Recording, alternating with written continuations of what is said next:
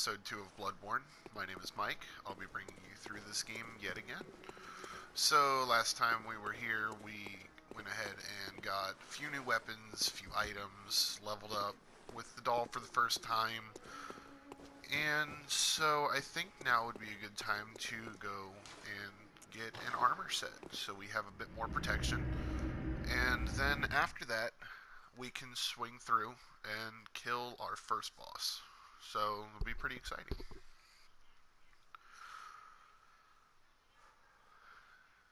These loading screens. So I went ahead and I lowered the volume for like sound effects and the music because when I watched the video it was just a little too loud, and I want it to be, I want you guys to be able to hear everything going on, the NPC dialogue and, all of that, so. Alright, so I think I'm going the wrong way. I think we gotta go this way.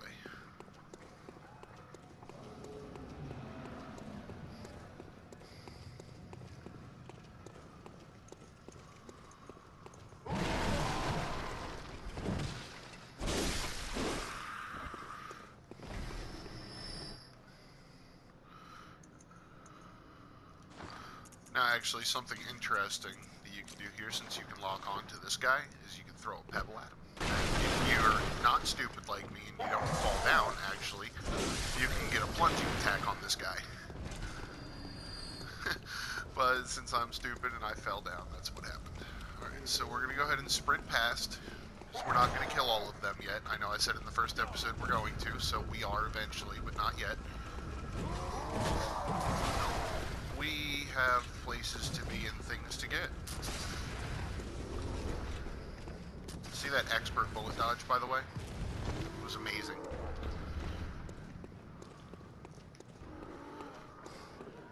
Alright, so since we got the old hunter bell, which is one of the cooperative items, we can actually summon in NPC hunters to help us, which is cool. So it takes insight to summon, so I'm not going to, but this will allow us to summon the old hunter, Father Gascoigne, Gascione, whatever the hell his name is. But that's what that would let us do.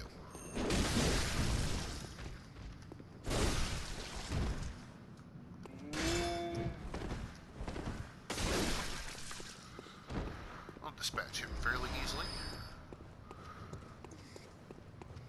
Put my blood vial back on. My Yusefka's blood vial.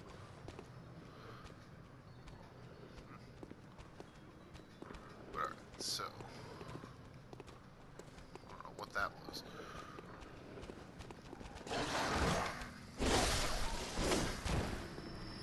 So we're at a point now where we're actually getting a lot more powerful. We leveled up about 7 times last episode, so we can take down enemies fairly easily now. Well, some. They're still pretty lethal.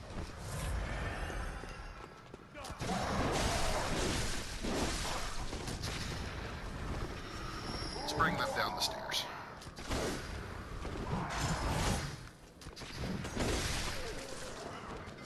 If we can get that dog around the corner, actually, we could just shoot him. Just like old Yeller.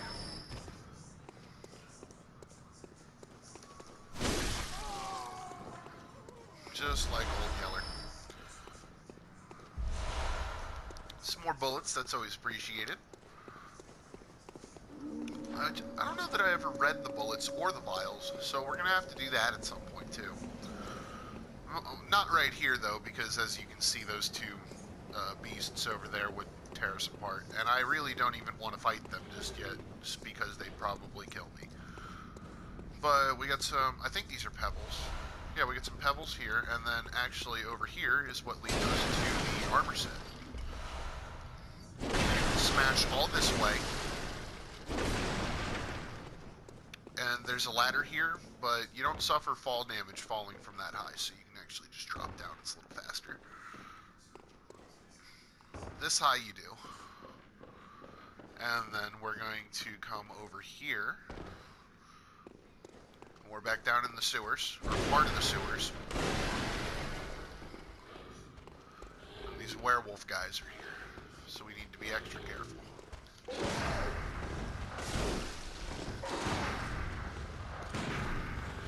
Come on. There we go.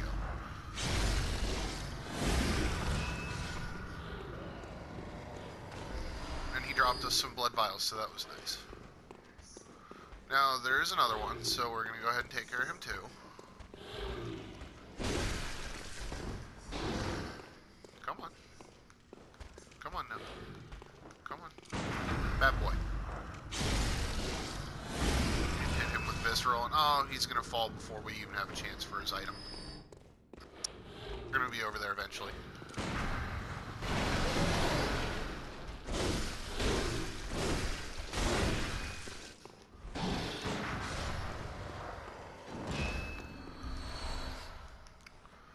I love a gunshot being the gunshots in this game are so weak, unless you're going like blood tinge.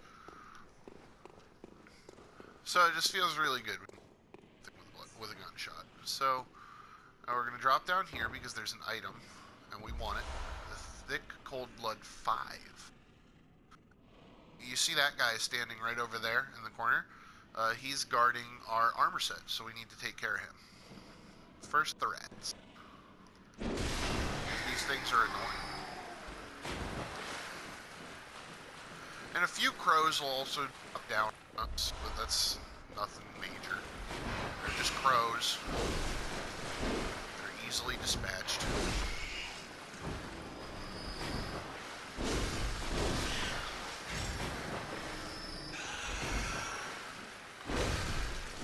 The rats are a lot more vicious in this than in Dark Souls, that's for sure. And they appear a lot more often. Well, maybe not a lot more often, because in Dark Souls 3 there are areas that are just loaded with them.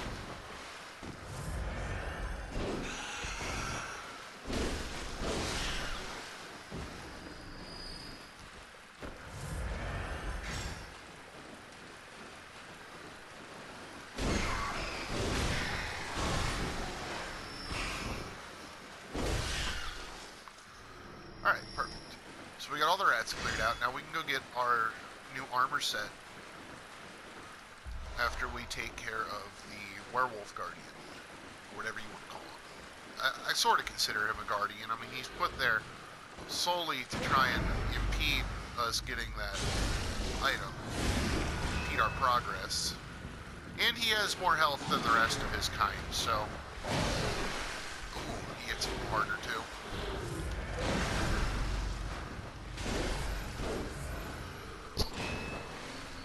Not to worry, though.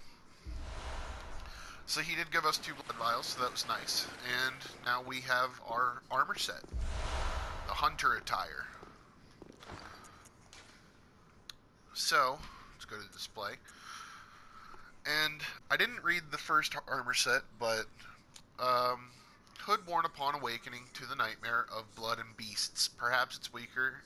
Perhaps its wearer had to stay out of sight and travel by the cover of darkness. Without memory, who will ever know? But then we have the hunter hat, one of the standard articles of hunter attire fashioned at the workshop. A fine piece of hunter attire that provides stable defense to anyone facing Yharnam's beastly threat. Recognizable by its withered feathers, this cap is fashioned after one of the old hunters. And basically, so the armor for this game does have lore in it as well. But clothing worn upon yada yada, it's the same line as the hat. Not typical clothing for Yharnam, perhaps it is of foreign origin. It is said that, after all, the traveler came to Yharnam from afar. God, that sounds like destiny. The traveler came from afar. So, sullied bandages. Bandage worn upon awakening to the nightmare of blood and beast, terribly worn and unsanitary. A faint memory recalls blood ministration involving the transfusion of unknown blood, not long after the nightmare began.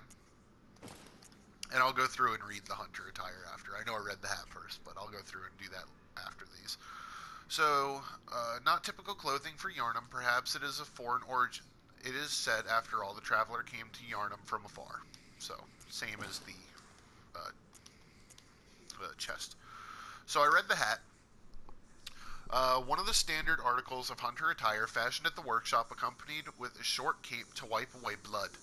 A fine piece of hunter attire that provides stable defense to anyone facing Yharnam's beastly threat. Allows one to stalk beasts unannounced by the cover of night. A fine piece of hunter attire that provides stable defense to anyone facing Yharnam's beastly threat. Allows one to stalk beasts unannounced by the cover of night. And exact same dialogue for the trousers.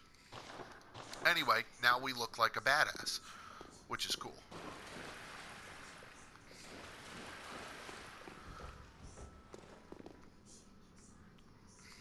So, we're going to go ahead and we're going to try and not F this all up. Woo! I did. So we're going to walk over here, and we're going to try the same thing with this blank. And that one I did fuck up. These things are all alive. Don't let them fool you. They fooled me my first go around. I don't know how. I should have seen it coming. But they are all alive. They are all going to attack you. So we're going to kill them just because it's worth it for the souls.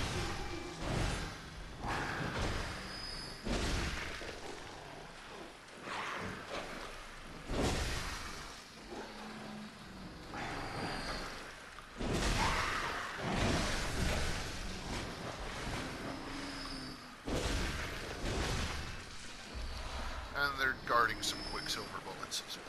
And I think there's one, yeah, there's one more here. So we're going to go ahead and kill him now.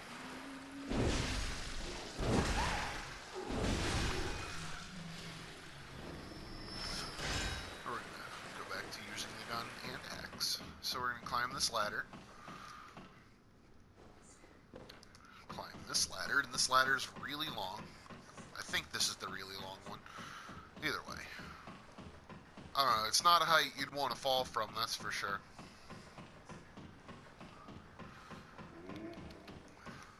And up this ladder. Over here, we actually have an item guarded by a few crows. This item's pretty important as well. Well, I guess it's not as important anymore, but that's alright. We're gonna get it anyway, since we want it. So we got a second Madman's Knowledge, and actually I don't need to use this one yet, because we already got our insight to level.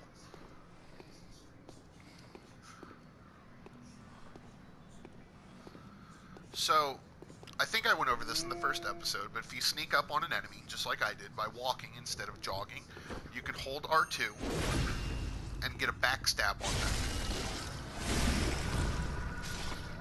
So holding an R2 from behind an enemy, even if they know you're there, like if you can get behind a small boss or an enemy that knows you're there and manage to get a charged R2 on their back, it'll always put them in visceral attack state. Which is pretty cool. Really nifty. I mean, I don't get it very often, but still. So we have another NPC here. I'm going to let her do some talking. Actually, should I? No, I won't put the music and everything down because there's not really much noise. But alright, I'll let her do some talking. Who are you? I don't know your voice, but I know that smell. Are you a hunter? Please will you look for my mum? Daddy never came back from the hunt, and she went to find him, but now she's gone too. I'm all alone and scared. So we're going to go ahead and offer to find the girl's mother. Really? Oh, thank you. My mum wears a red jeweled brooch. It's so big and beautiful. You won't miss it. Oh, I mustn't forget. If you find my mum, give her this music box. So we got the tiny music box. It plays one of Daddy's favourite songs. And when Daddy forgets us, we play it for him so he remembers. Mum's so silly running off without it. Alright, cool.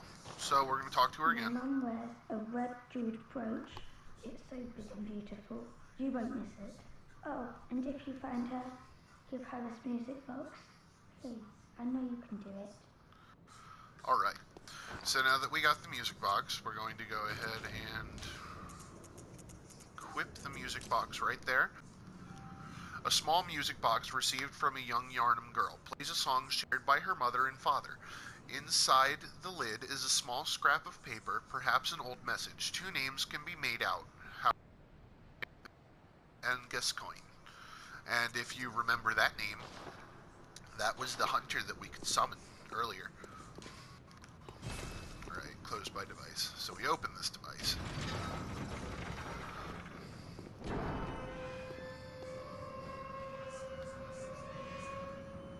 I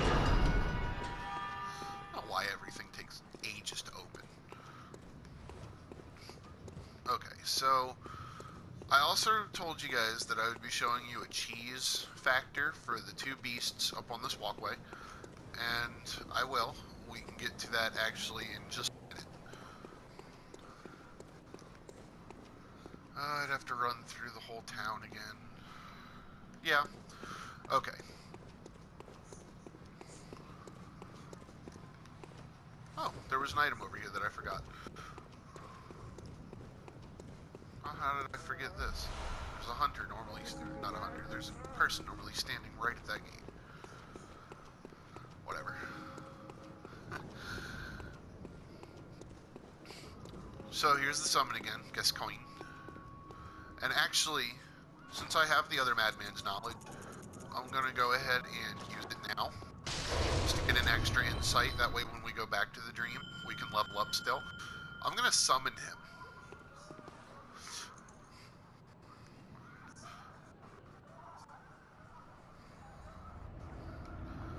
So that'll resonate with Father Gascoigne, and he'll be summoned in.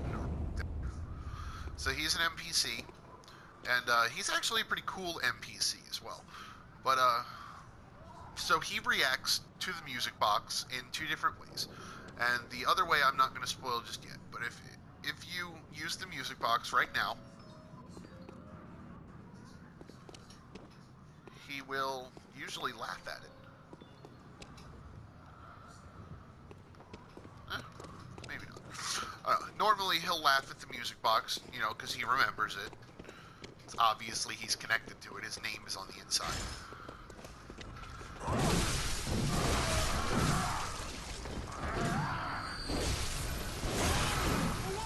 But he'll help us fight for now, which is nice. He's pretty strong. He should be. He's an old hunter. He's not as strong as us, but he's still pretty strong.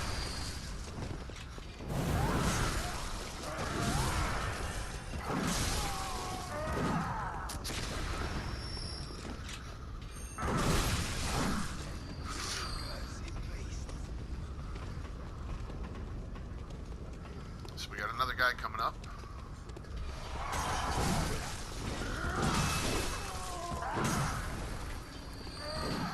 And actually, I will tell you, since this game's been out for a while now, Father Gascoigne is actually the first boss that you have to fight. The first non-optional boss of the game is a summonable NPC to help you. And summoning him here actually is really good preparation for his boss fight, because you get to see the attacks that he'll use. Because he'll use the same attacks against you.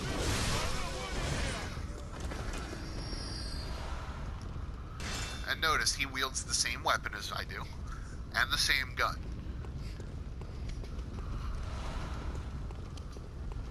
Well, I believe he's two-handing his axe right now, but still. We wield the same weapons. He is as lean and agile as we are. He has no problem getting around Yarnum. He's a pretty violent guy, actually.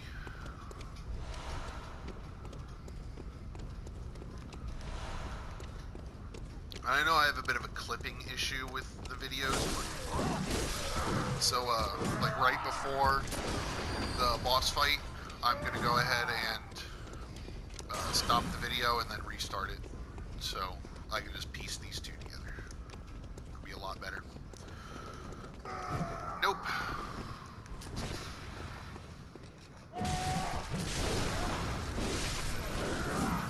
His gun does less damage than mine, so Actually, if we come up here, get out of my way, Gascoigne. You can go kill all those guys, Gascoigne. That's fine. I wanted to kill this guy. So it's pretty cool that they let you summon in a boss. You have a boss help you for a little while.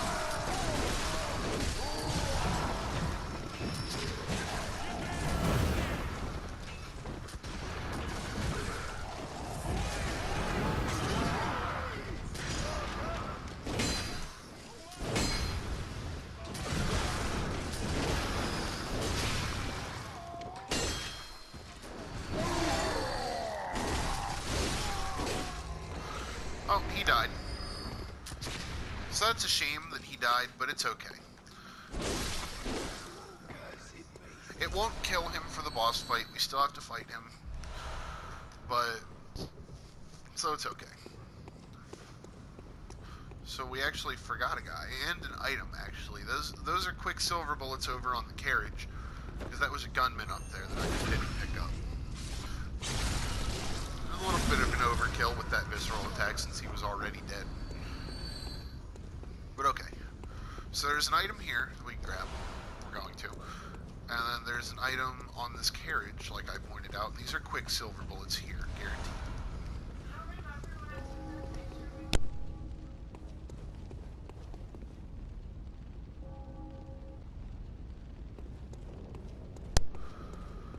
Alright, so let's go back to the lamp. Shame he died right there. There's a few more things to kill. But it's not a big deal. If he dies. If he lives, it's fine. If he lives, he can help you with this boss fight. I don't think it'll let me summon him again, and I don't want to waste the insight to summon him again. Especially because with almost 4,000 souls, we can go back to the dream and level before the boss.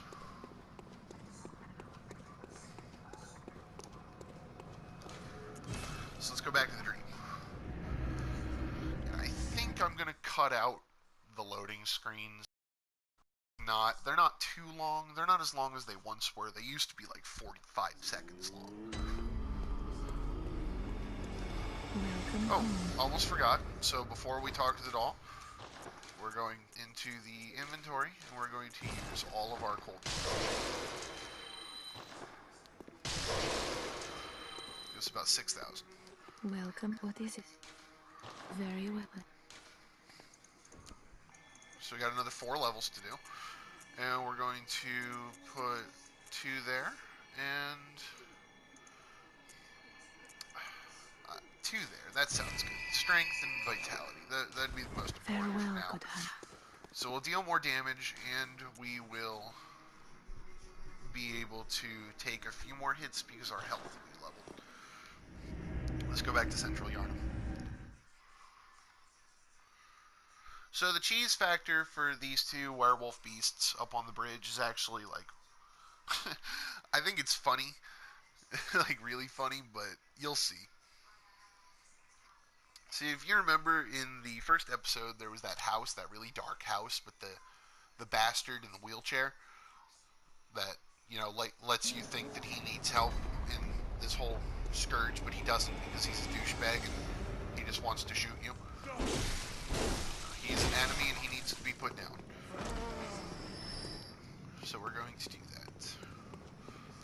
So the cheese involves this house, actually, so we needed to be in here. I probably could have leveled up my axe now that I think about it. So, like I said in the first episode, he always drops 4 bullets, which is nice. We need to get rid of everybody in the house. Him and this guy over here.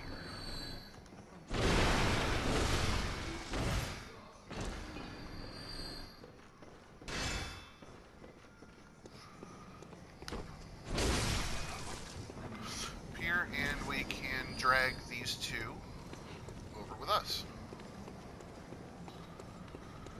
And actually, they can't get through the doorway. Their AI isn't programmed to clip this doorway. So if we just stand here they can't get to us. Which is good.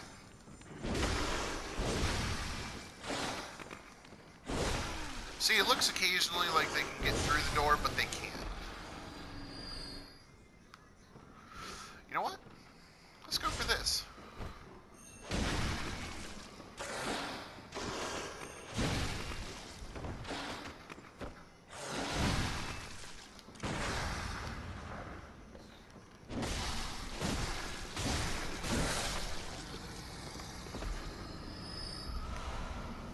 And I think... Oh, wait. What? Where'd the second one go? Did he clip through the ground? That's weird. It's really weird. Okay. So now we got past them, and we can proceed over here. We draw his attention first, because he's the problem child here. Not hard to kill by any means, but still. I'd rather him be dead.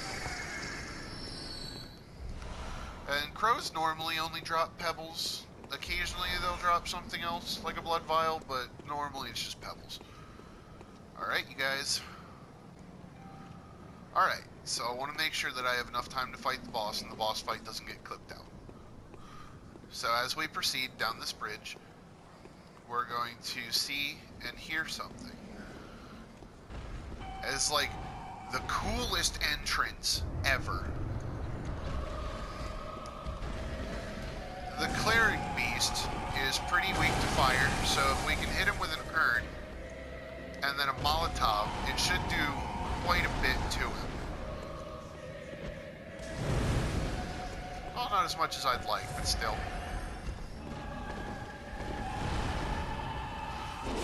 So he has a few obnoxious attacks. That right there is a grab that'll kill you pretty fast.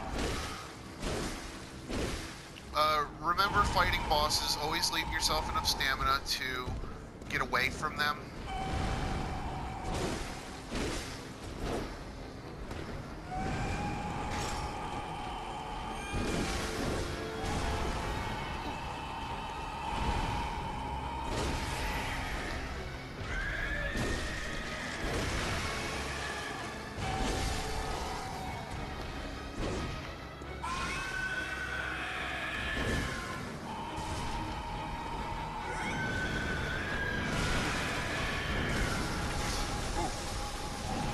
Another good tidbit for bosses would be to try and stay behind them.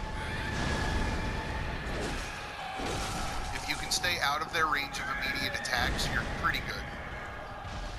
So the cleric beast, I'd recommend sticking to his right side, not yours, because his right side is his most vulnerable state. He has a few attacks that can hit you over there, but not many.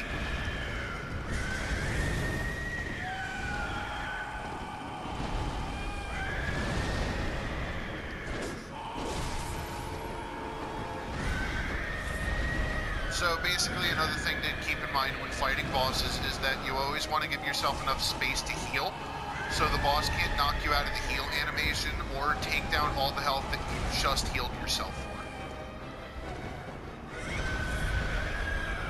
The cleric beast has a few lunge attacks that let him cover distance pretty easily, but for the most part, you can get away from him just by backstepping 2-3 times. Oh god, bridge, don't do that. I like to be able to see.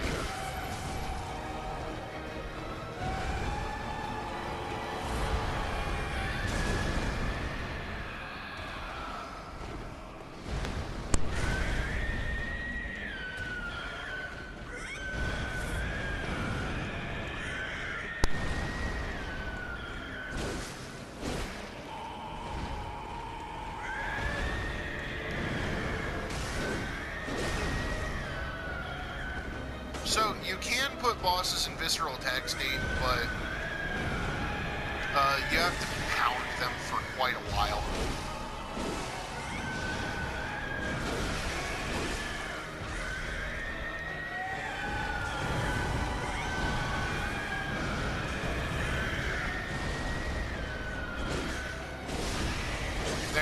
visceral attack state. What a way to win!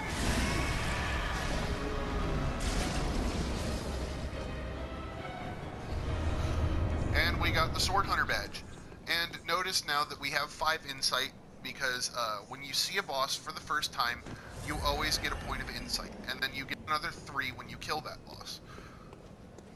Let's also pick up these quicksilver bullets here. And we got a new badge, so let's go ahead and read that. Sword Hunter badge. One of the badges crafted by the Healing Church, the silver sword is a symbol of a church hunter. Ludwig, the first of many Healing Church hunters to come, many of whom were clerics. As it was, clerics transformed into the most hideous beasts, as we could see with the cleric beast. So he also gave us a little over 6,000 souls, which is cool. Well, not a little over. He gave us like 4,200 souls, because I had like 1,400. So, yeah, we can go back to the dream level, and then I think that'll do it for this episode. And then we'll pick back up in the next one.